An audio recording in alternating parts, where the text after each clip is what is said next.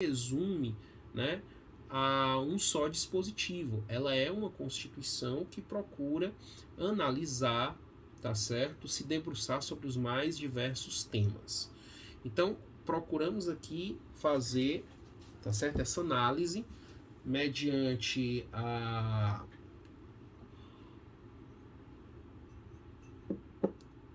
procuramos fazer essa análise aqui mediante as diversas classificações e como inserir a Constituição de 88. E aqui eu quero com vocês trabalhar o último assunto que nós temos, até como eu fiquei sabendo agora, né, para a prova. É um assunto muito simples, muito tranquilo. Depois de você ter feito a classificação da Constituição, né, você faz a classificação da Constituição de 88 sobre aqueles critérios, a gente vai analisar o quê? A estruturação da Constituição de 88. Aquela ideia, como é que a Constituição de 88 se estrutura, tá? Então, isso é muito tranquilo. Se você pegar a sua Constituição, se você fizer a abertura dela aqui e tal, no índice, de novo, chamar aqui a atenção de novo para o índice. Quem estiver assistindo a aula, eu gostaria que você localizasse aqui no índice, tá certo? No índice do texto, você localizasse 3 coisas que a gente vai analisar na estruturação da Constituição. 3 coisas. A primeira delas é o preâmbulo, tá? Aí depois você vai ter os títulos da Constituição. E depois que você passa de todos os títulos aqui, você tem o ato das disposições constitucionais transitórias, que a gente, como costumeiramente, até porque a expressão é grande, né? A gente costuma resumir pela sigla ADCT. Então você localiza isso no índice, ó, só trabalhar aqui o índice da Constituição, porque a gente vai trabalhar a estrutura, a gente vai compreender como é a estrutura do texto constitucional, tá certo? É muito importante ter a compreensão dessa estrutura. Pois bem, olha só. Você vai observar que a nossa Constituição, quanto à sua estruturação, ela se estrutura com preâmbulo, ela se estrutura num corpo dogmático, tá certo? Ela se estrutura assim, o corpo permanente dela, tá certo? Que é a sua parte dogmática, que é onde vão estar distribuídos os títulos da Constituição, que são 9 títulos, né? Aí, que a Constituição tem 9, você está observando aí, se você olhar no índice. E, por fim, esse último grupo, que é o grupo dos atos de disposições constitucionais transitórios, tá certo? Atos de disposição constitucional transitório. Então, pronto. Então, diante disso, a gente vai analisar a natureza jurídica de cada um desses três elementos que estruturam a Constituição, que é o preâmbulo, a parte dogmática e o ADCT. Entender a função de cada uma delas no texto constitucional, tá certo? Bom, primeira coisa, né? Vamos localizar o preâmbulo aqui. Vamos pegar o preâmbulo. O preâmbulo que é... Vamos fazer a leitura do preâmbulo aqui, né? Tiver com a sua Constituição, preâmbulozinho, vamos fazer a leitura dele. Ó. Nós, representantes do povo brasileiro, reunidos em Assembleia Nacional Constituinte, para instituir um Estado democrático destinado a assegurar o exercício dos direitos sociais e individuais, a liberdade, a segurança, o bem-estar, o desenvolvimento, a igualdade e a justiça como valores supremos de uma sociedade fraterna, pluralista e sem preconceitos, fundada na harmonia social e comprometida na ordem interna e internacional com a solução pacífica das controvérsias. Promulgamos, sob a proteção de Deus, a seguinte Constituição da República Federativa do Brasil. Pessoal, o preâmbulo já foi motivo até de questionamento judicial, tá? Primeira coisa que eu quero que vocês entendam sobre o preâmbulo. Quando você faz a leitura desse preâmbulo aqui, tá? Você que é um observador que está abrindo a Constituição pela primeira vez, né? Quando você faz a leitura do preâmbulo, você observa ali que ele tem uma carta de intenções, Tá? E nessa carta de intenções, ele descreve várias coisas. Ele descreve como foi que a Constituição foi gestada, como foi que ela foi originada. Ó, nós, representantes do povo reunidos em Assembleia Nacional. Você já tira algumas ilações muito importantes daí. Você já tira a ideia, tá, de que a Constituição foi construída a partir de uma representação política, que ela foi uma Constituição democrática, porque ela nasce de um debate, de uma discussão. Você traz aí os valores que orientam essa Assembleia Constituinte, o que ela busca, tá?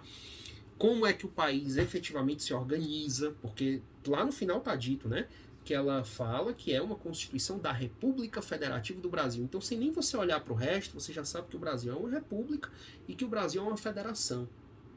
Tá? Sem você ainda nem abrir os artigos, mas você já está sabendo disso também. Tá?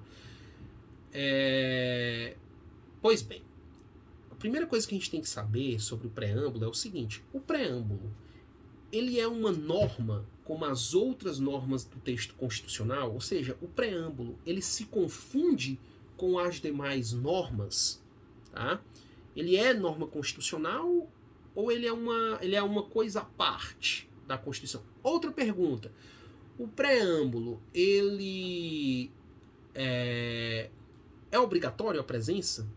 Poderia a Constituição existir sem o preâmbulo? Tá certo? Pessoal, quem bem enfrentou essas questões foi um constitucionalista português, o Jorge Miranda. Ele enfrentou essas questões aí sobre a natureza jurídica do preâmbulo, né? E aí ele desenvolveu 3 teses para o preâmbulo. A primeira tese é a tese da irrelevância jurídica do preâmbulo. Uma segunda tese é a tese da plena eficácia, tá? E a tese da relevância jurídica indireta. O que é cada uma dessa tese? Primeira, tese da irrelevância jurídica. O preâmbulo não se situa no mundo do direito. O preâmbulo é parte do mundo da política, tá? O preâmbulo é parte do mundo da política. Então, o preâmbulo não se situa no mundo do direito. Por isso, irrelevância jurídica, tá certo? A tese da plena eficácia já é o contrário. A tese da plena eficácia vai dizer o quê? Que o preâmbulo é norma e se confunde com as demais normas de direito, tá certo? Preâmbulo é norma e preâmbulo se confunde com as outras normas. Então, o preâmbulo teria o mesmo valor do que, por exemplo, o artigo 1º, o artigo 2º, o artigo 3º. É como se fosse um artigo a mais, tá? Teria o condão de norma jurídica, tá certo? E a terceira tese da relevância jurídica indireta é que ele teria mais um papel de diretriz interpretativa, né, dos princípios e valores constitucionais. Como eu disse para vocês, o judiciário brasileiro, através do Supremo Tribunal Federal, já enfrentou essa questão do preâmbulo. Essa questão ela já foi enfrentada. Houve um ingresso no Supremo Tribunal Federal de uma ação direta de inconstitucionalidade, que é a ADIM 2076. Tá? Essa ação direta de inconstitucionalidade ela foi movida por um partido político, tá? Que questionava a constitucionalidade do preâmbulo da Constituição do Estado do Acre. Ou seja, ele questionava dizendo que a Constituição do Estado do Acre tinha omitido, o preâmbulo lá da Constituição do Acre, tinha omitido a expressão promulgamos sob a proteção de Deus, e a Constituição do Estado do Acre, né? E dizendo que, como isso está na Constituição de 88, teria que estar na Constituição do Estado do Acre. E aí, no julgamento dessa ação, o Supremo desenvolveu uma interpretação a respeito do preâmbulo da Constituição, tá certo? Nesse desenvolvimento da ação do preâmbulo, eles chegaram à seguinte conclusão, ok? Que o preâmbulo não é uma norma de repetição obrigatória, tá? Primeiro, que preâmbulo nem é norma. Preâmbulo se situa no mundo da política e não do direito. O Supremo chegou nesse consenso, nesse pensamento, julgando essa ação que eu acabei de mencionar. Que preâmbulo não é norma, não pode se confundir com as demais normas da Constituição. Se ele não é norma, ele nem pode ser considerado parâmetro para ter a constitucionalidade ou inconstitucionalidade declarada, porque ele não é norma, tá? Ele é apenas o quê? Ele é apenas um conjunto de valores que espelham a Constituição, mas não é norma. Não está no mundo do direito, está no mundo da política, tá certo? Se ele não está no mundo do direito, está no mundo da política, ele não é norma central e muito menos, se não é norma, não pode ser exigido a sua repetição em outras constituições, tá? Ainda que estaduais. Então essa foi a natureza, a discussão a respeito da natureza, tá, do preâmbulo da Constituição. Beleza. O segundo elemento da Constituição é a sua parte dogmática, tá? A parte dogmática é o corpo permanente de normas. Quando você volta os teus olhos para o índice, né, você encontra lá no índice as normas constitucionais distribuídas em 9 títulos. 9 títulos. Você tem o título primeiro, os princípios fundamentais. Você tem o título segundo, direitos e garantias individuais. Direitos e garantias fundamentais, desculpe. Aí você tem o título terceiro, a organização política administrativa do Estado, né? A organização do Estado, título terceiro. Título quarto, que é o mais extenso dos títulos, título da organização dos poderes. Aí você tem o título quinto, da defesa do Estado e das instituições democráticas. Você tem o título sexto, da tributação e do orçamento. Você tem o título sétimo, que é o título da ordem financeira. Ordem econômica e financeira, desculpe. O título oitavo, que é o título da ordem social. E o título nono das disposições constitucionais gerais. São os 9 títulos. Nesses 9 títulos vão estar distribuídos os 250 artigos da Constituição, que é chamado assim de corpo permanente, né? Do corpo permanente do texto constitucional. Portanto, é a parte estrutural mesmo do texto constitucional, a Constituição propriamente dita. Tá? Então você tem o preâmbulo, que a gente já viu que não se situa no mundo do mundo do direito, se situa no mundo da política. Você tem a parte dogmática, o corpo permanente do texto constitucional, tá?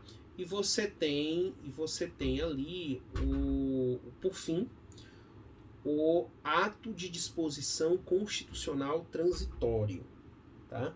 Então, repetindo, o preâmbulo, se ele se situa no mundo da política e nem do direito, ele não é componente obrigatório da Constituição. A Constituição pode existir sem preâmbulo, tá? O preâmbulo ele tem uma função de espelhar valores que se propõe a construir, se edificar de uma sociedade. Isso é a função do preâmbulo.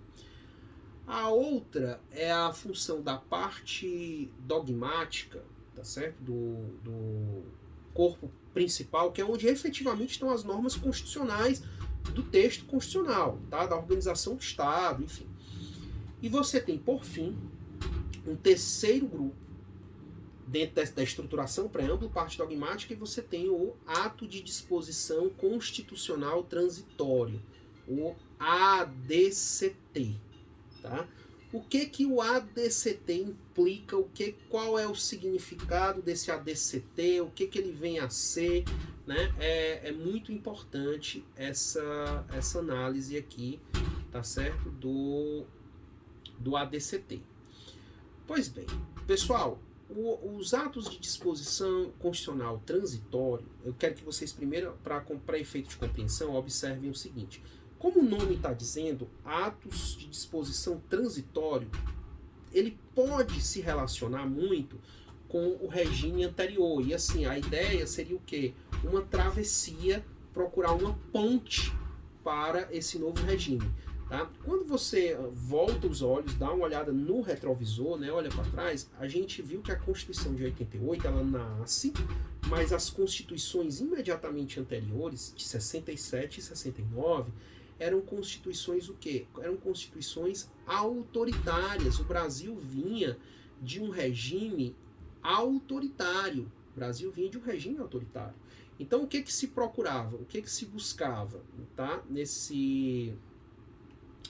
Buscava, nessa nova Constituição, procurar uma travessia, fazer uma travessia entre um regime autoritário para um Estado democrático de direito. Então, pensando em situações como essa, o Constituinte criou o ADCT, com essa primeira finalidade. O primeiro objetivo do ADCT, né, de normas transitórias, o primeiro objetivo era qual? Procurar fazer uma travessia entre o Estado autoritário anterior e o novo Estado que se procurava construir, um Estado democrático de direito. Essa era a principal razão de ser do ADCT, tá bom? Principal razão de ser.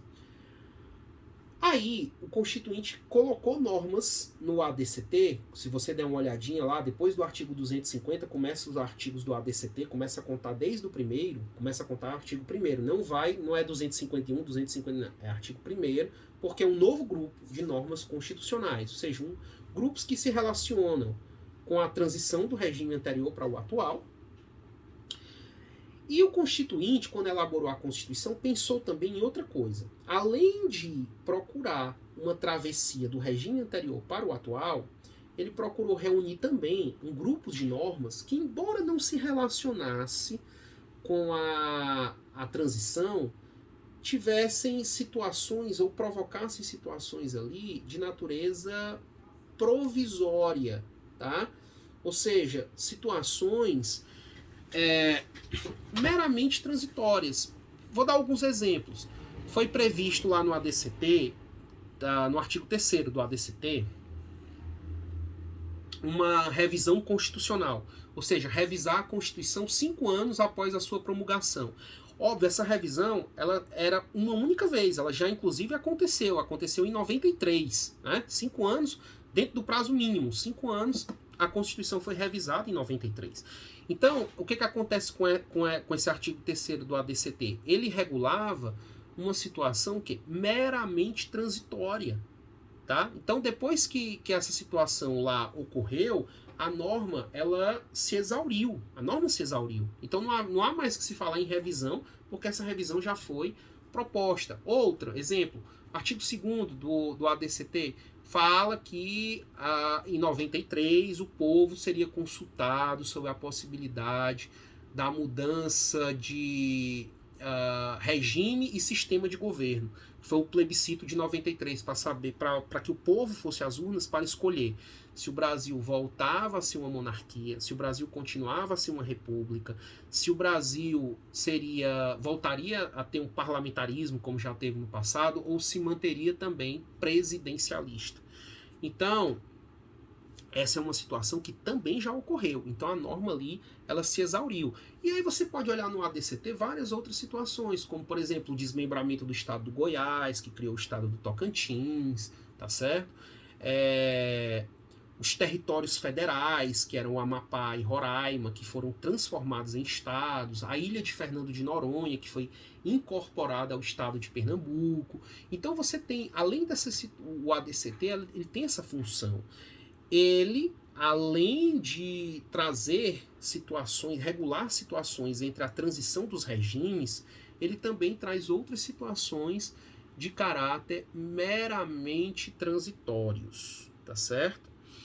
Pois bem, então esse é o papel do ADCT no texto constitucional. Agora uma observação importantíssima, uma observação derradeira, fundamental. Gente, o preâmbulo, ele não é norma. Ele não se situa no mundo do direito, e sim no mundo da política. O preâmbulo não pode ser confundido com as demais normas constitucionais. Agora, muito cuidado. O ADCT, embora ele esteja lá no finalzinho da Constituição, o ADCT ele é norma constitucional. Tá? E não há hierarquia entre as normas constitucionais. Você pode pensar assim, aquilo que está no corpo permanente é mais importante que o ADCT. Tá? Pode até ser, você pode até imaginar uma situação dessa, mas no plano jurídico, se está na Constituição, ele é dotado da mesma hierarquia. Tá? Não há normas constitucionais hierarquicamente superiores às outras. Tá? Tanto que a norma constitucional só pode ser alterada através do processo de emenda. Lembra? A nossa Constituição é rígida. Por que ela é rígida? porque ela tem um processo solene e mais dificultoso de alteração de suas normas. É necessário um quórum qualificado de 3/5, uma votação em 2 turnos, na Câmara e no Senado, para que haja uma promulgação de uma emenda constitucional. Então, do mesmo jeito que se altera o corpo permanente, é do mesmo jeito que se altera o ADCT. Então, até para isso, para que fique bem claro, tá? O ADCT ali é norma, o ADCT está no mundo do direito e é norma constitucional, e não há hierarquia entre as normas constitucionais. É muito importante ter isso em mente, tá certo? Então, meus queridos, eu vou finalizando a aula por aqui, tá certo? Essa foi as nossas aulas, eu procurei gravar logo para a gente não ter um prejuízo do tempo, tá certo? E eu tô gravando e já tô aqui, só a internet voltar a funcionar aqui direitinho, que eu já tô fazendo aqui o upload dela para vocês. Espero que estejam à disposição o quanto antes, tá bom? Forte abraço e até a próxima.